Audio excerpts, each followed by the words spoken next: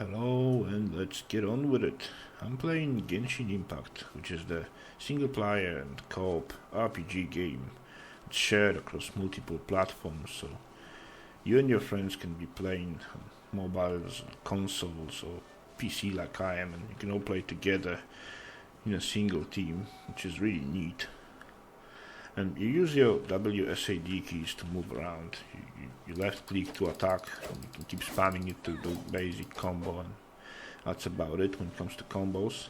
And you can hold it down to do a charged attack that will consume your stamina. And you can right click to dodge, or you can right click and hold it to start sprinting, but you never ever want to do that, because if you want to get somewhere fast, then keep on dodging and you're gonna get there faster and more stamina efficient. And if you want to travel longer distances, then use single dodge and wait for the stamina to replenish between them. That's the most efficient way to run a longer way. Then you use space to jump, or if you to deploy a glider. If you like falling down, you deploy a glider and you float in the air. And you also use space when you're climbing to jump up, which will consume more stamina than if you were to slowly climb your way. And keep in mind, if you're falling down, if you're low on stamina, then don't let it run out, because then you will just fall down to the ground and take falling damage and most likely die. When you're low on stamina, you're not gonna reach the end, just press X to let go, and then deploy glider just before you hit the ground. And that way you'll mitigate the damage, and you're gonna be alright. And in this game, you're composing a team of 4 characters. And if you're a single player, you're gonna have all 4 at your control, and you can switch between them by pressing 1 to 4. And the composition of that team is pretty important. Like, if you're as a single player, you don't really want like 4 main damage dealers in your party, because, well, you can only control one at a time. So you're better off having the other party members do some utility or heal or whatever. So let's go into the party setup. So for me, I got a main damage dealer in here, and then 2 support damage, because they're both capable of summoning a creature that's constantly dealing damage, while I might be on a different character doing my own thing. And then the 4th one here is my healer and booster, because he's doing both. If you're a new player, you might not be able to have all these pulled. So you're gonna have like a guaranteed Noel from the beginner banner, which are loot boxes, but more on that later. And she's a good character, an all-rounder. She's good in defense, offense, and she's healing a bit. And she's got a 200 sword, which is best for mining. And you're gonna have Shanlam, just I think that's how you read it in Chinese. And she's a good, very, very good character. You're gonna get her for free when you're doing Abyss. She can surely be your main damage dealer easily enough, and she's also great as a support damage dealer. So that's a great character to have, and everybody will get her from a quest for going to Abyss. So we're gonna leave her there. Then we're gonna take Amber, because you really want to have 2 pyros in your team. And, well, it's not going to be Bennett, it's going to be Barbara, but let's talk about the pyro first. You really want to have 2 pyro characters in your team, because that will give you increased attack by 25%, and that is by far the best team bonus that you're going to get. Everything else is either defense based or rather situational. Well, maybe the wind one is speed, but that's movement speed. That's not very, very useful in a fight, is it? So, pyro, double pyro, by far the best. Try to get that. And on the beginning, these are the only 2 pyro characters that you're gonna have. And even though people consider Amber to be the worst character in the game, she's not really that bad. And she's pyro, and she's an archer. She can throw those pyro damage on as a utility on many occasions in a quest. So yeah, and you're gonna also get Barbara, which is a water-based character, and you're gonna get her from a quest at some point in the game for free, and she's a dedicated healer, and you really want to focus on getting her a lot of hit points because her abilities scale of her base hit points. So yeah, pretty important that. Let's put that team back to where it was before. Come on, don't keep me waiting. In the name of the princessin. What was here? That was it was that guy. Alright, so one more thing. When you're leveling up, you really want to focus on your main character. Like, get your main character level as high as you can, then get its weapon as high as you can, and his artifacts, his or her artifacts, as high as you can, and then only if you have leftover resources, put them into other characters.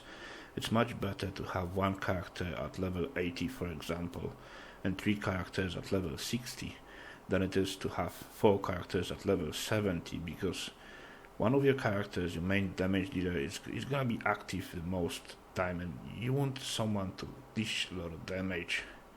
And the other characters are just like utility, and they're providing elemental bonuses and reactions. I'll talk about that in a sec. So you also get weapons, and you level them up, and the weapons always have 2 attributes, like it has a base attack. Every weapon has a base attack, right?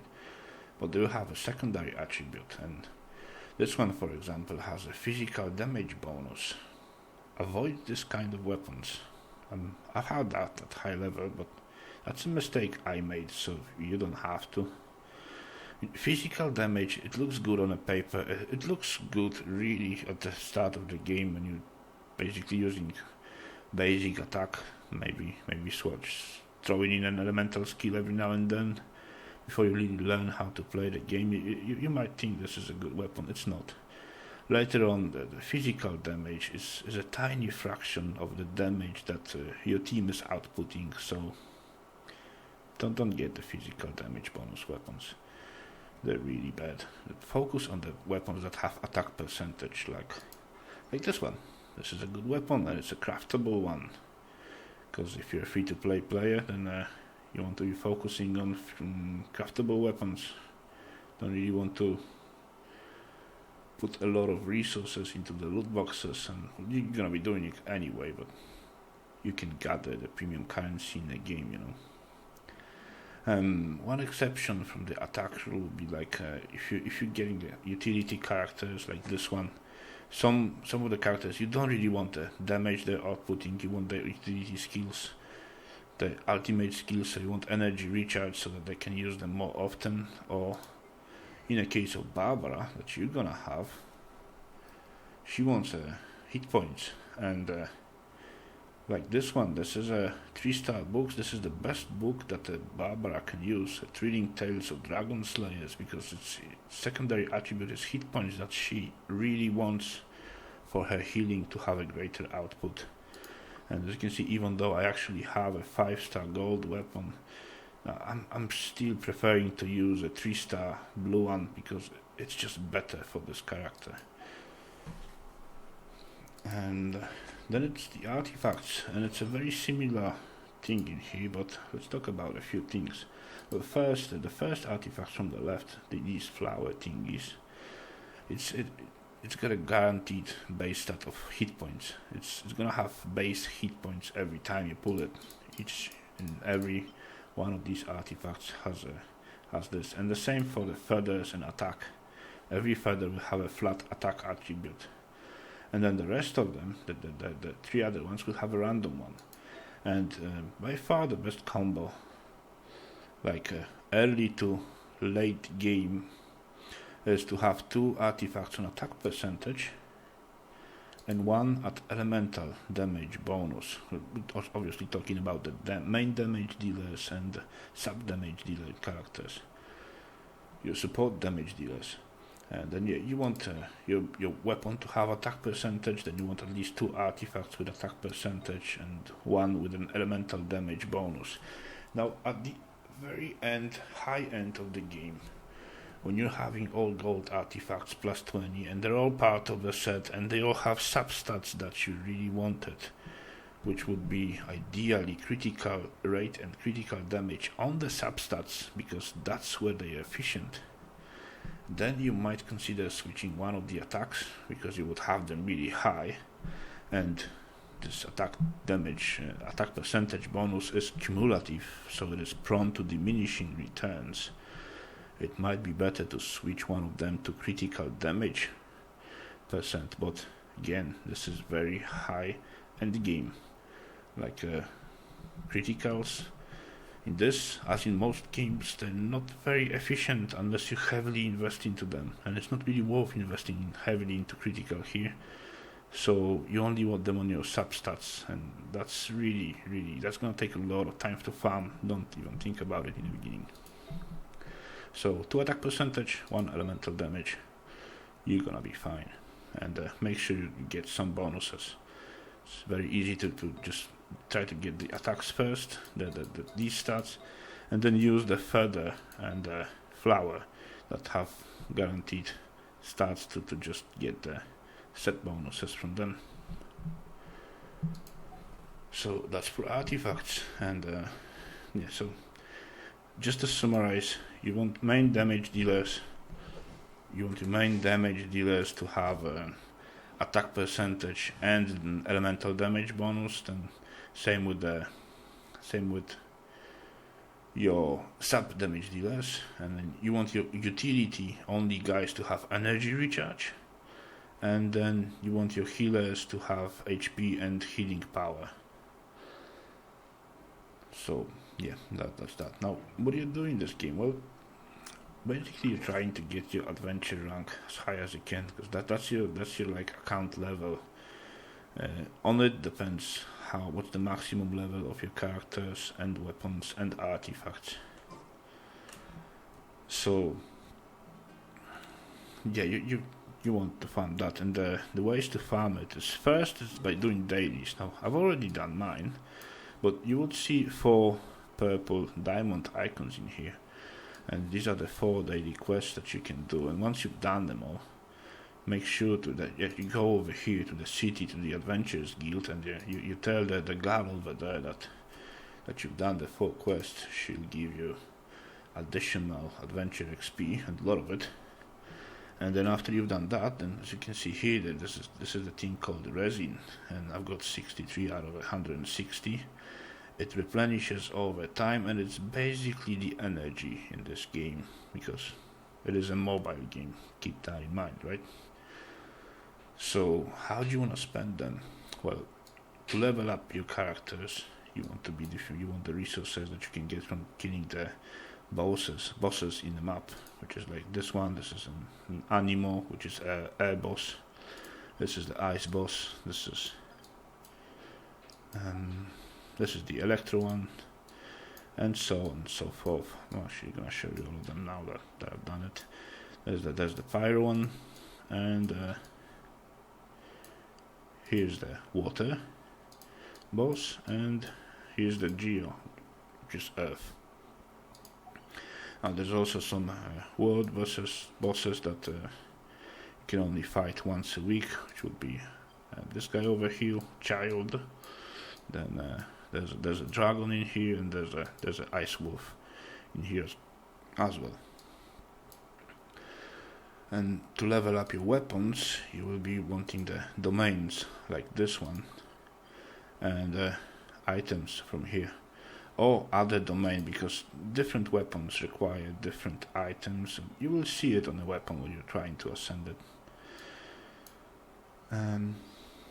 So that's for spending grazing. Oh, and keep in mind that if because this is the most efficient way to get adventure extra, by spending grazing, and you get some premium currency from doing that as well, and as well from the daily quests and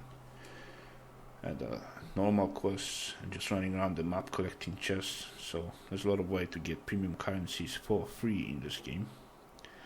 Well, if you don't really have time to that day, you can go to the crafting menu, and you can craft some of that resin for later.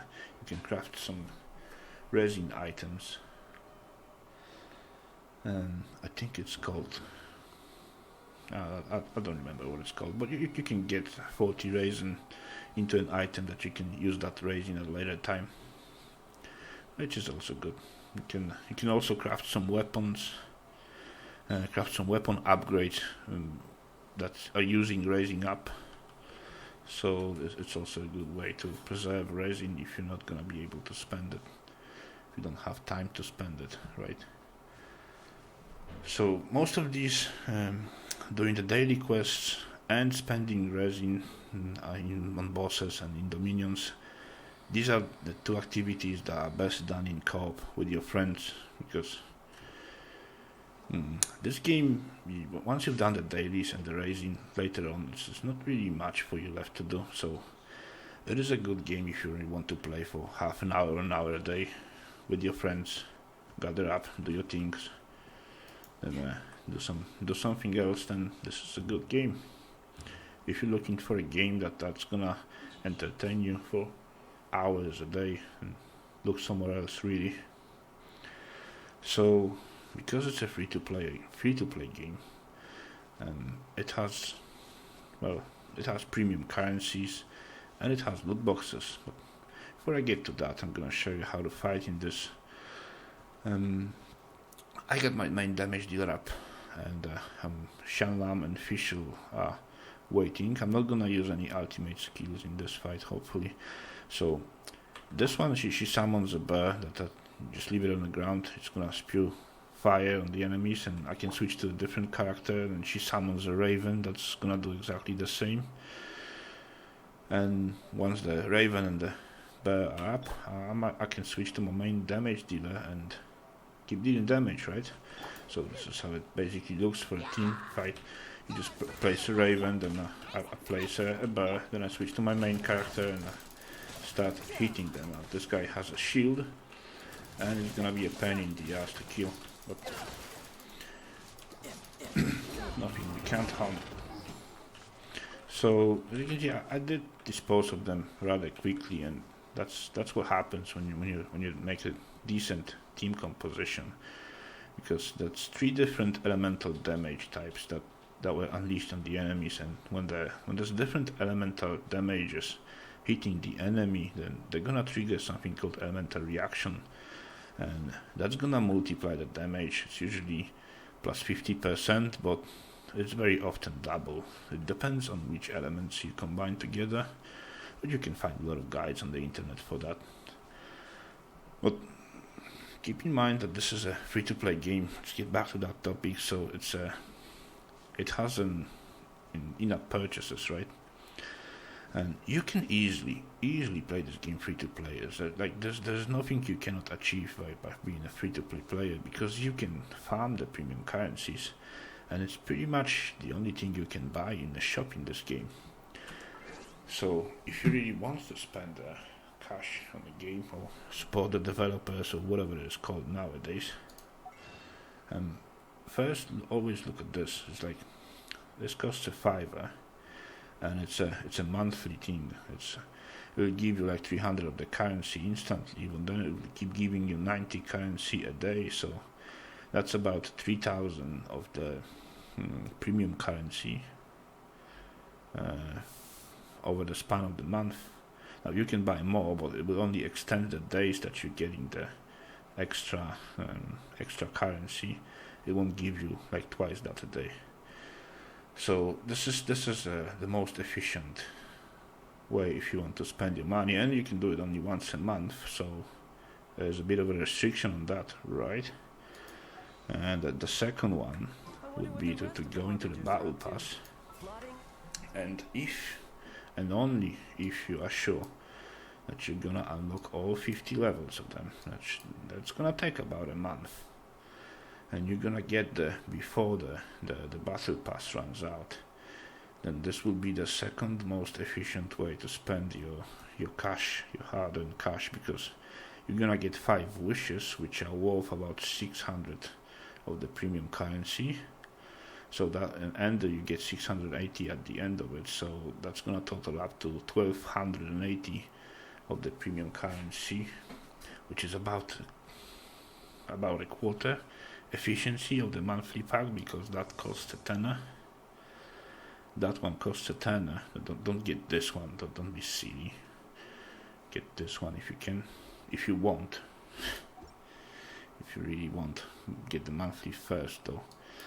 And these are the two efficient ways, and you can only use each one of them a month, because you know, if you really feel like you need to spend more and buying items whose direct legal value equals 0, really, then you know, you're better off spending money elsewhere.